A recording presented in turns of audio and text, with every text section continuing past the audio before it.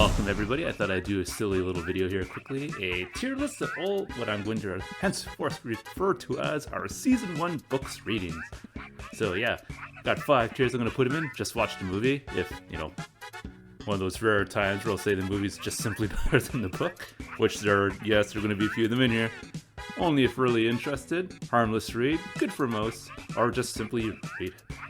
Alright, I'm just going to jump right into it because I don't want this to be too long. But I am going to explain my thought process at least a little bit here. Anyway, also I'm going to do these in order I reviewed them in. So first up is Peter Pan.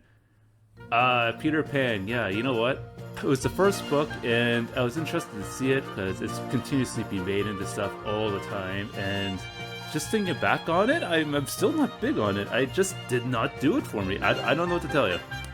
I don't know what to tell you.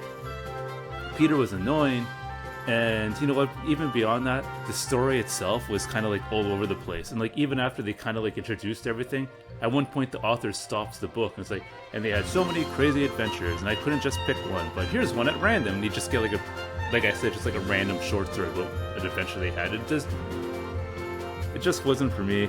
I don't know. I remember liking the movies a lot more. So henceforth, Peter Pan right up the start, just watch the movie. Next up, Tim Allen's Don't Stand Too Close to a Naked Man, the first autobiography we went and read on the channel.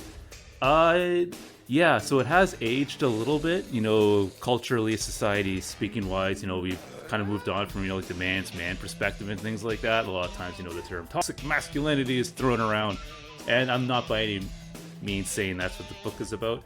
It's just, I still found it was very entertaining. I enjoyed it overall like that, but it's going to be a little bit of a limited in who could read it and appreciate it, because I think that those who are all, you know, overly sensitive, if you will, might feel like, oh, this is offensive. It's not offensive, but these days you just never know. But I did enjoy it, and I liked a lot of the stories he went and told, you know, through his youth and everything like that, and just like his thought process on, you know, men and women and what have you. It was good, but it's not going to be for everybody, that's for sure. So that's why I'm going to slap a right here, only if really interested, because he is Tim Allen at the end of the day. And for those wondering, yes, I just once said that a Tim Allen autobiography is better than the beloved children's classic with Peter Pan.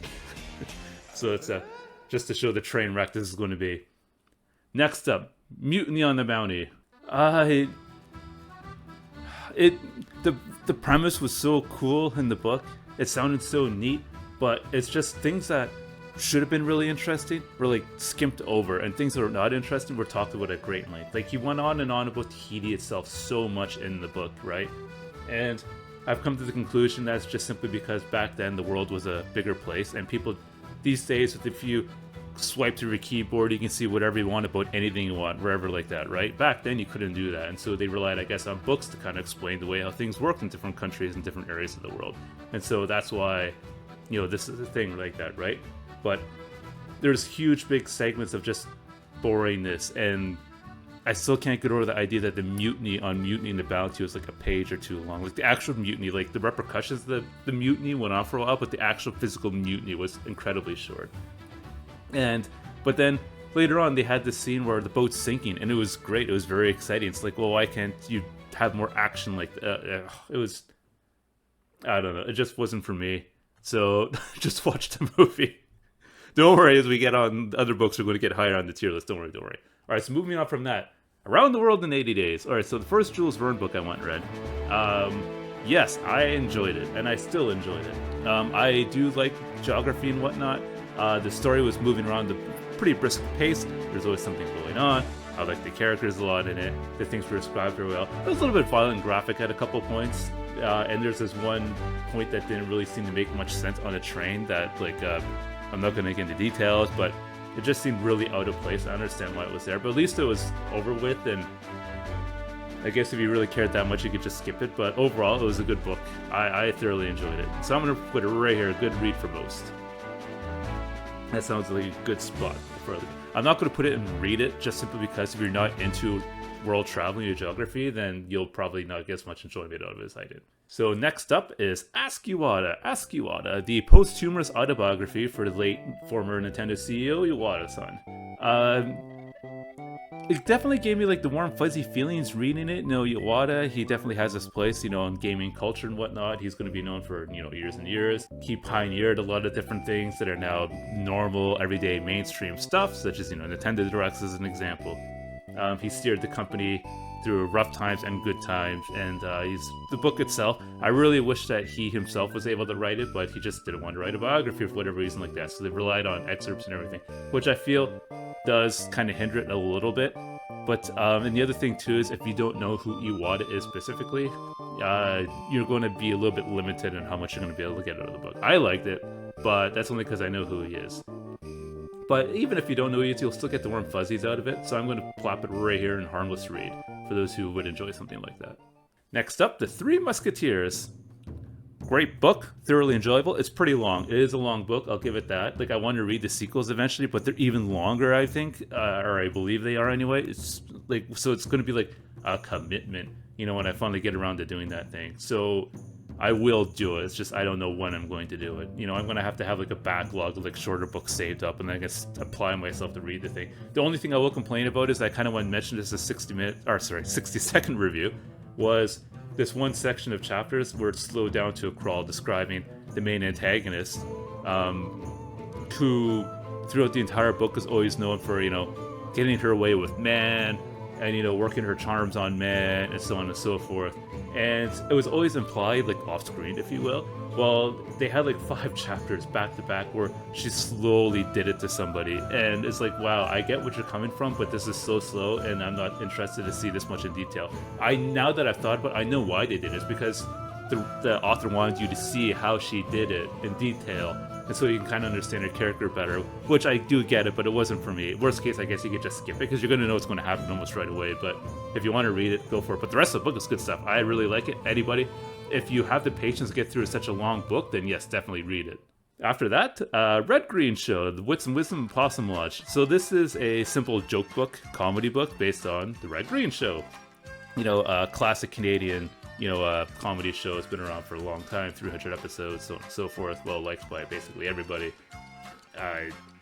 What else can I say about it? The humor, it's mildly dated, but not too much. It just depends on who you are as a person like that, right? And I think that's going to be what's heavily relied on. I really enjoyed it, but that's because I grew up in rural Canada, Ontario, right? If you didn't do that, if you're a city slicker, you probably won't understand a lot more of the humor. So I'm going to put it right here, only if you're really interested. I like it. It's a good book, but it's pretty rare. You're going to have a hard time trying to find it. So if you do want to read it, make sure you're into that kind of humor to begin with. All right, next up, The Hardy Boys, The House on the Cliff. So this was my first Hardy Boys. I wish I could have gotten the first one, but the bookstore I go to only had the second one. Well, the earliest one that they have, the second one.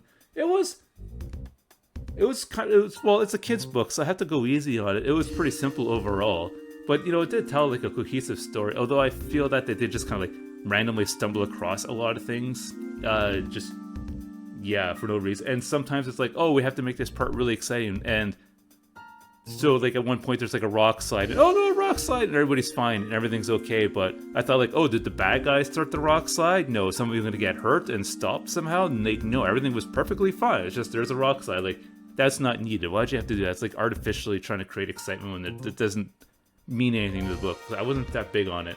So, if you're a youngin', sure, go for it. But if, like, you're a young adult, or even young and try and find something more modern to read, probably be better. But anyway, I am going to still put it in harmless read because it is considered classic. It's a Hardy Boys book, but you could probably find better if you really look around a little bit at this point. Next up, Journey to the Center of the Earth. So this thing right here was a bit of a disappointment. It took so long for them to actually begin their journey to the center of the Earth. And once they did it, it was just the two guys talking a lot with Hans. They're the muscle of the group, basically the guy who knows how to do everything, just saving them repeatedly over and over again. And some of the conversations they had were kind of interesting, but it's kind of biased because with Around the World in 80 Days, since they're both Jules Verne's books, I'm into geography, so I enjoy that. I'm not into geology, which is what Journey to the Center of the Earth is more geared towards, right? So it wasn't for me personally. But there were some points that were definitely exciting to read. So I'm not going to put in the just watch the movie section. I will put in only if really interested, but mind you, that's only because this tier list is based off the books against themselves that I have right here, these 25. And I do feel that it is better than Mutant and the Bounty and Peter Pan, but if it wasn't for those two, I might have actually just put in the just watch the movie category. So you just barely squeaked by there. Next up, Jane Eyre, period romance novel. Another long one, but once again, as I mentioned in my 1 minute review, I was amazed at how I never really got bored. Ironically, the only time I got bored it was when everything seemed to be going okay. Around 3/4 through the book, everything seemed to be falling into place. Oh boy, we're all happy and everything like that. But that's when it's kind of like, oh, what's going to happen? There's still a lot more of the book to go. And then, yeah, like, without spoiling things fall apart. And it was a good book. I talked to a couple IRL friends who complained its age, like, oh, you know, the woman has to depend on the man and this and that. Like, okay, yeah, calm down, I get it. But like, this book was written centuries ago, so yes, I am going to say it's a product of its time, and I'm going to stand by that statement because it is, and I enjoyed it and I liked it. If you're into any kind of period romance, it is a long book. So some of you less reading types out there may still just watch the movie, but it is definitely not a watch the movie category. I'm going to slap it all the way up here and good read for most. I'm actually really surprised by how much I enjoyed the book. It was good stuff. I liked it. Yeah. So anyway, by John Cleese, that's coming up next. Another autobiography. Everybody knows the guy, you know, the Monty Python sketches and movies and whatnot. It was good stuff. I thoroughly enjoyed the book. Reading about, you know, how through a mixture of hard work and getting lucky and just being the time period that he was born in, he's able to, you know, get his career off the ground. I know plenty of people who like are enthralled with the guy. He's still active today doing things like that. And reading about his life story was, you know, just good stuff. Nothing but good things to say about it. How many people should actually read the book? If you're not interested in being a comedian, and if you're not familiar with who John Cleese is, well, obviously you're going to be really limited. But I don't want to put it in only if you're really interested, because I want to put it a little bit above that, so I'm going to put it in a harmless read, just because I think the book is good enough that even if you don't know who he is, after you read it, even if you have a passing fascination with comedy, after you read it, you'll probably be encouraged to go out and watch his stuff, unlike the Tim Allen book. Vote of a million years! The only book this season that was suggested by a fan of the channel, and I did not like it. I didn't like it. It was really long, and the premise sounded cool and really interesting. The best part of the book was like the first like quarter or so, when they were just realizing that they're mortal and they're not aging. But after that, it just started to drag on, and I was like, what's the end game here? Like, what's going to happen? And I had a few ideas, and none of those things happened. And as I said in my review, the last slog, where they're finally in space on their ship that you see on the cover of the book, it's so slow and so slog, and I did not like it, and it was just, I didn't like it. I don't know what else to tell you. This author has written apparently like a ton of stuff, and he's highly revered, and this, that, and the other thing, and I didn't like it, and I'm sorry, but no, I'm going to slap it right down here. Just watch the movie, but there isn't a movie, so just don't read the book, I guess. The Great Gatsby. The first tragedy I'd ever read. And it was a short book. It's not even long. It's like less than 200 pages. It didn't take me long to get through it. And this was probably the first book of the ones I read so far, of like, you know, the ones I've gone over so far, that really stuck with me after I finished reading the book. Like, I kept on thinking about The Great Gatsby, which definitely speaks to it, right? And it made me think a lot, and I really enjoyed the characters. And just the idea that everybody was wrong and everybody screwed up at the same time equally in their own ways. And you think that, like, some people are just jerks in it, but they kind of, it's good stuff. It's good stuff. Read it. It does have a couple, like, adult points in it. That's why it's been banned in a few places, or was. I don't know if it still is, but in most places you could probably still get it without much trouble. It's public domain, so you can get it for free or for super cheap. So yeah, pick it up, get a copy. If you're that lazy, just watch the movie. I heard the movies are supposed to be pretty good, but if not, then yeah, read the original book. Good stuff. Enterprise, the first adventure. So the first Star Trek book I read, you know, with Kirk and the gang, as the name implies, is their first adventure with Captain Kirk, the newly christened Captain Kirk, sorry, I should say, taking over the Enterprise. The writer did a good job of making it, you know, feel like, hey, this is, in fact, a Star Trek book, like an episode of Star Trek. So the writing was very good, but it was a slower Star Trek story. And it did have, like, you know, that Star Trek-y flair to it, and you could totally tell, like, this is an original series story and whatnot. It was good, but the problem is, while I haven't necessarily reviewed them yet, I have definitely read better Star Trek books than this one, and so that is going to hinder it a little bit. I am going to slap it here in harmless read, just simply because there's nothing necessarily wrong with it. It's not a bad Star Trek book, it's not a great Star Trek book. So it's like right there in the middle. So it's a good harmless read. What can I say? Disrupting the Game, the Reggie Fils-Aimé autobiography. So Reggie Fils-Aimé, he was the former Nintendo of America CEO. Unlike Iwata, who started off as, like a game designer and whatnot, Fils-Aimé was all about the sales and marketing. And disclaimer, I'm much more interested in the sales and marketing than I am about the programming of video games. And so, once again, my bias is going to kick into here. I thoroughly enjoyed it, reading about, his childhood, all the different jobs he got, and he breaks it down a lot more about both him and Iwata talk about leadership, but they both talk from dramatically different perspectives. And Mr. Fils-Aimé has a much more just getting it done type of attitude. And I kind of like that, especially, that, field of work that the two of them run or whatnot. And he wrote the book out more as almost as like a training manual along with an autobiography. Thoroughly enjoyable read. I'm not going to throw it up and read it, because if you're not interested in video games or sales and marketing or Reggie Fils-Aimé, you're not going to get anything out of it. But most people are to some extent into one of those at least, so I'm going to put it for a good read for most. Arkham Horror, The Sign of Glaaki. So I gave it pretty glowing reviews when I first read it, and I still do like it. I do like the book, but the writing was a little bit rough at some points, I will admit. Like, for instance, the one character, Dennis Wheatley, kept saying, we need to call the police, like, every, few pages. And for a book that gave itself off as being, this crazed horror book, there's only, a couple points that were pretty scary in it. The rest of it was, you're uncomfortable a lot of time, oh, that doesn't sound very nice, but, it's not by any means, which isn't necessarily a bad thing by any means like that. Like, the Arkham Horror game, it's a lot more geared towards that as is H.P. Lovecraft. It was fine, but unless you're very specifically interested in those things, I wouldn't bother suggesting you read. So that's why it's going to go right here, only if you're really interested. Catcher in the Rye. Okay, so like The Great Gatsby, this is another book that my mind keeps on going back to it, thinking about The Catcher in the Rye. And ironically, it's another banned book, and I can definitely see why it's been banned, like I mentioned in my review. Where to put it on the list, though? If, in all honesty, I'd slap it right up at the very top in the Read It section, almost like The Three Musketeers and The Great Gatsby. The problem is, I know for a fact many people will not like it.